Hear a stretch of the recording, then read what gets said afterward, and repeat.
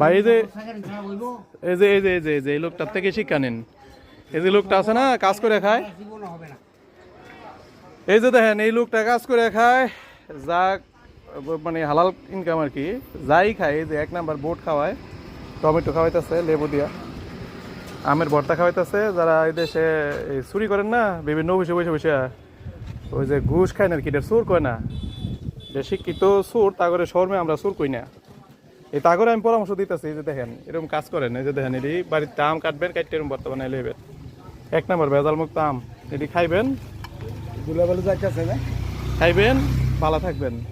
এই যে যারা এই দেশে শিক্ষিত চোর আছে না, তাদের থেকে এখন আপনার আমি একটা ভদ্রলোক দেখাই যে আমার সামনে দাঁড়ানো, আম দেখছেন ওর কাজ করে খায়, এই লোকটা কাজ করে খায়। আচ্ছা যাই হোক, আপনারা কইবেন এটা মধ্যে ইয়া নাই, কি জানি ঢাকনা দিছে নাকি লেগা।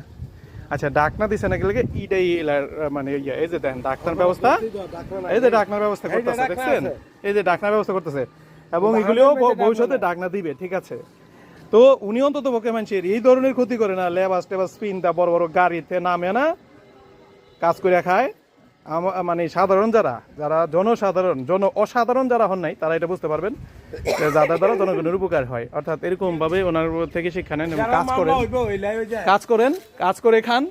বিভিন্ন অফিস আদালতে বসে চুরি বাটপারি আছে না, এগুলো ছেড়া দেন, মানুষকে হয়রানি বন্ধ করে দেন। ওনার মতো এইভাবে রিয়েল কাজ করে ভাত খান, তাহলে বাংলাদেশ উন্নত হবে।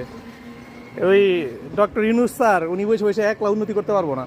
অতএব আপনারা সবাই এরকম যারা কাজ করেন না, বিভিন্ন জায়গায় বসা চিন্তা ভাবনা আছেন কারে মাইরা কেমনে খাইবেন, কয় টাকা দান দাল্লামি করবেন, কয় টাকা অফিসে বসে বসে মারবেন, এগুলি সাইরা দিয়ে যে ওনাদের মতো রাস্তা নেমা পড়েন ঘুষখোরদের বলছি।